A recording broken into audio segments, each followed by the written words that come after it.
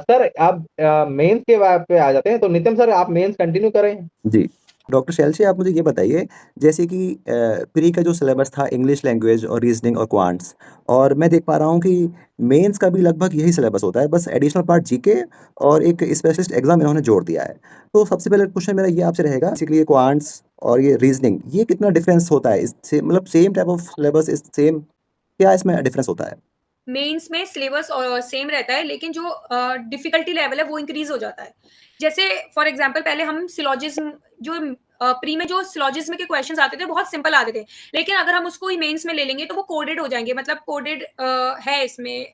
आप एक coded topics होता है, जैसे पहले ब्लड रिलेशन में सीधे बोल देते थे कि ये कि ही इज माय फादर, और फिर ही इज अ सन, कि इनका रिलेशन क्या होगा। लेकिन जो अगर हम मेंस में बात करेंगे तो वो कोडेड कि अल्फा, मतलब हैश ऐसे लग के कोडेड फॉर्म में चेंज हो जाते हैं, तो वो थोड़ा ट्रिकी क्वेश्चंस हो जाते हैं।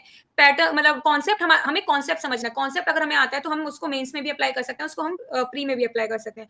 फॉर जीके, जीके मेनली एक जैसे अगर हमारा मेंस अक्टूबर में है तो हम सितंबर और अक्टूबर की वीकली पीडीएफ कर सकते हैं, और बाकी के जो 5 to 6 मंथ की जीके इनफ रहती है, बाकी के की हम मंथली पीडीएफ कर सकते हैं। तो जीके में मतलब 40 में से अगर किसी के 20 to 25 में मार्क्स आ रहे हैं जीके में, they are more than enough, क्योंकि जीके हाँ टफ आती है, लेकिन आप अगर आपके जो पीडीएफ होते हैं उनको गो थ्रू करेंगे अच्छे से तो 20 मार्क्स तो इजीली आ जाते हैं जीके में।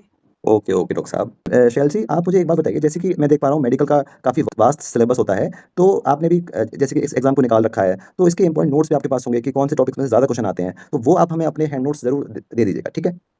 जी हाँ। ठीक है। लास्ट ईयर भी ये मैंने देखा था, जब मेंस एग्जाम हुआ था तो कहीं भी नोट्स भी नहीं मिल रहे थे इसके, और बच्चे बहुत परेशान थे कि मेंस का की तैयारी कैसे करें, कोई टेस्ट सीरीज भी नहीं थी ना कोई मॉक्स थे। तो आप हमें हमारे व्यूअर्स को गाइड कर पाएंगे ना कि किस तरीके से इसका इंपॉर्टेंट टॉपिक्स रहेंगे और किस तरीके से होगा ये? डेफिनेटली मैं शेयर करूंगी, क्योंकि जो हमारा मेडिकल सब्जेक्ट है वो बहुत ज्यादा वास्ट है, और उसमें कुछ सब्जेक्ट सिर्फ एमबीबीएस के हैं। तो मेरे कुछ फ्रेंड्स हैं या फिर हमारे जो भी कॉमन हम लोगों ने जो भी सेलेक्टेड हुए हैं उन्होंने कॉमन नोट्स बनाए थे, मैंने उसी से प्रिपेयर किया था, तो मैं उसको शेयर कर दूंगी।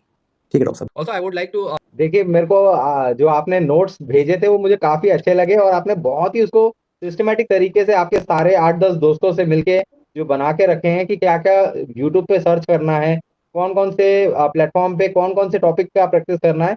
तो वो मुझे एक्चुअली में बहुत अच्छा लगा कि आपने इतनी मेहनत की है उसके ऊपर। तो आई एग्जैक्टली। थिंक अब मुझे आप ये बताइए, जैसे कि आपने मेंस के बारे में एक गाइडेंस दी, तो इसमें एक मैं देख पा रहा हूँ डिस्क्रिप्टिव टेस्ट भी होता है मेंस में, तो क्या ये सेम डे ही होता है क्या conduct? Same day yes. Conduct होता है? हाँ, सेम डे होता है। स्टार्टिंग में हमारा पूरा पेपर होगा जो 2.5 आवर्स का होगा, उसके बाद 30 मिनट्स के बाद ये स्टार्ट हो जाएगा डिस्क्रिप्टिव। पर डिस्क्रिप्टिव में ये है कि अगर हमने डिस्क्रिप्टिव क्वालिफाई नहीं किया तो जो अगर हमारे जो 2.5 आवर्स के जो बाकी के पेपर में कितने भी ज्यादा मार्क्स हों वो कैलकुलेट नहीं होंगे। डिस्क्रिप्टिव को क्वालिफाई करना इज अ मस्ट। वो डिफरेंट जैसे अनरिजर्व के लिए 15 आउट ऑफ 30 मार्क्स इंपॉर्टेंट है। तो वो एक्चुअली ये 10 मार्क्स का एक ऐसे आता है, 20 मार्क्स और 10 मार्क्स का लेटर आता है।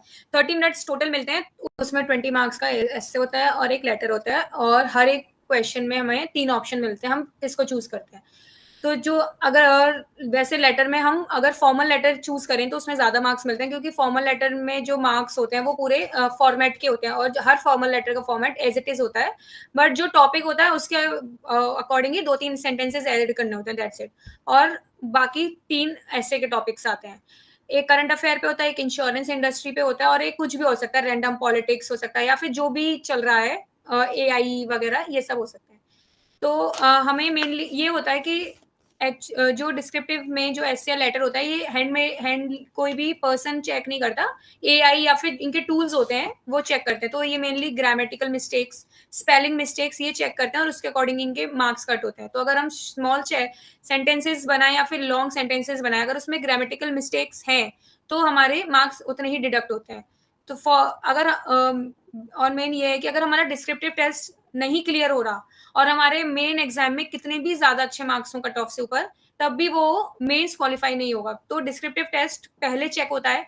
जो इंसान पहले मेडिकल स्टूडेंट जो भी डिस्क्रिप्टिव में सेलेक्ट पास होता है उसके ही हमारे बाकी के जो एग्जाम है 2.5 आवर्स वाला वो टेस्ट चेक किया जाता है। Okay, okay. तो तो क्या ये डिस्क्रिप्टिव टेस्ट को हम केवल इंग्लिश में ही लिखेंगे या कोई और लैंग्वेजेस भी इसमें हो सकती हैं? नहीं, ओनली इंग्लिश पूरा। एक्चुअली शायद मुझे नहीं पता फॉर्म फिल करते टाइम लैंग्वेज चूज करते हैं या नहीं करते, पर जो भी लैंग्वेज चूज करते हैं तो उसमें एग्जाम आता है। मेरे इंग्लिश थी तो मेरा इंग्लिश ही आया, तो वैसे इंग्लिश ही होता है ओके, देखो। ओके। तो मैं अब आपसे ये जानना चाहूँगा कि आपसे कौन-सा एसे राइटिंग करवाया था और कौन-सा लेटर राइटिंग, क्या टॉपिक थे आपके आपके एग्ज़ाम में? मेरे में 3 टॉपिक आए थे एक इंश्योरेंस के ऊपर कि what are the challenges insurance industry is facing in मतलब डे टू डे, मतलब कि हम कैसे इंश्योरेंस का पेनिट्रेशन इंक्रीज़ कर सकते हैं, ये था एक क्वेश्चन। एक ये था कि इंफ्रास्ट्रक्चर डेवलपमेंट से जो पीपल है या फिर जो भी विलेजर्स हैं उनको क्या हेल्प मिल रही है। तो हर एक एस्से में हमें डूज़ और डोंट्स दोनों मेरिट्स और डिमेरिट्स दोनों मेंशन करना होता है, फिर लास्ट में अपने कंक्लूजन में अपना आइडिया शेयर कर सकते हैं। एक ये था और एक शायद आर्टिफिशियल इंटेलिजेंस मतलब कुछ सॉफ्टवेयर पे ही था एक क्वेश्चन। और जो लेटर होते हैं उसमें 2 इन्फॉर्मल लेटर आते हैं और एक फॉर्मल लेटर आता है।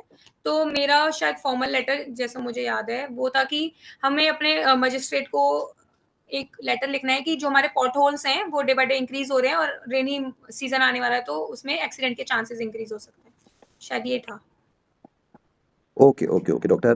तो बेसिकली आप अपने जो कलीग्स हैं वो सेलेक्ट हुए होंगे और आपका भी एक्सपीरियंस होगा, तो वो आप जितने भी टॉपिक्स पूछे गए थे वो आप हमें दे देना ताकि हम अपने व्यूअर्स को वो दे सकें, ठीक है? हुँ, जी। ठीक।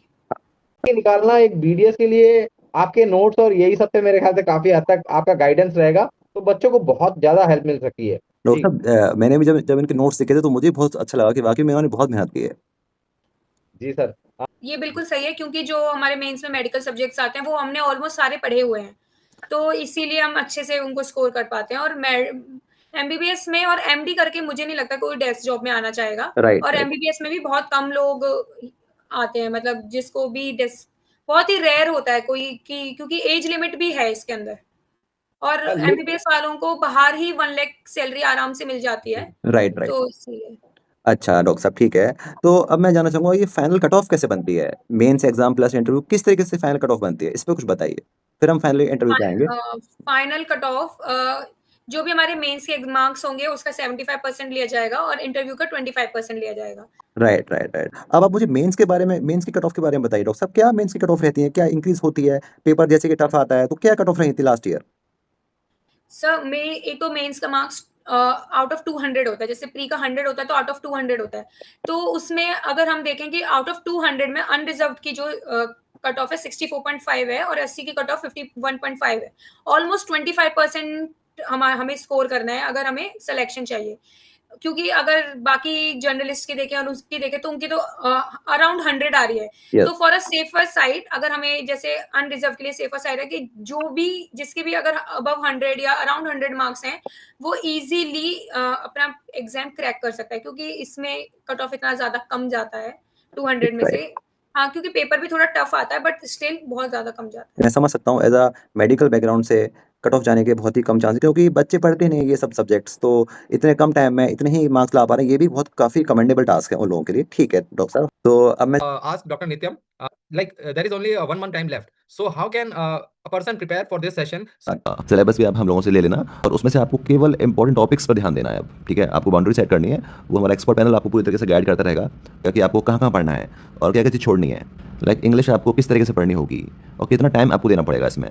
अभी English is not that much important, I am telling you. आपको सबसे ज़्यादा ध्यान देना है, ये प्री का सिलेबस रहेगा रीजनिंग और क्वांट्स पे। आपको इंग्लिश पढ़नी है, रीजनिंग पढ़नी है, क्वांट्स पढ़ना है, तो सबसे पहले आपको क्या ऑर्डर रहेगा, ये भी आपको हमारे जो एक्सपर्ट पैनल है वो आपको बताएगा कि आपके लिए क्या-क्या सबसे इंपॉर्टेंट है। लाइक इंग्लिश आपको पढ़नी है तो कितना टाइम देना है इंग्लिश पे, और इंग्लिश आपको बहुत ज़्यादा नहीं पढ़नी होगी, ईज़ी आती है, आपको ऐसे ही कर देंगे और जो भी पढ़ना होगा वो हम लोग आपको बता देंगे कहाँ से पढ़ना है। बात आती है रीजनिंग और क्वांट्स पे, सबसे ज़्यादा फोकस यहाँ करना है आपको।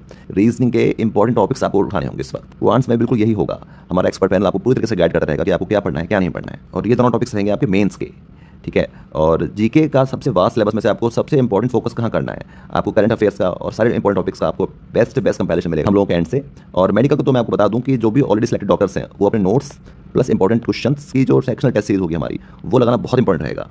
और हाँ, प्री के मॉक्स दीजिए आप सबसे ज़्यादा, ठीक है? सेक्शनल प्लस फुल मॉक्स हमारी प्लेटफॉर्म पे होंगे। उसके लिए आपको, अगर आप इसका एग्जाम की प्रिपरेशन कर रहे हैं या सीरियसली इसको ले रहे हैं, तो मेंस में आपकी फुल प्रिपरेशन हम ये लोग करवाएंगे। और रही बात इंटरव्यू की, तो मॉक इंटरव्यू से लेकर विद पैनल एक्सपर्ट के साथ आप गाइडेंस मिलेगी आपको। आप इस नंबर पे हाई NISCL लिखकर हमसे, हमारे बैच से जुड़ सकते हैं। Myself doctor Nityam, signing off, take care, bye bye and wish you all the best doctor. Video को लाइक शेयर कर देना, काफ़ी मेहनत से बनती है, थोड़ा सा हमें मोटिवेशन मिल जाता है। Okay doctors, bye bye.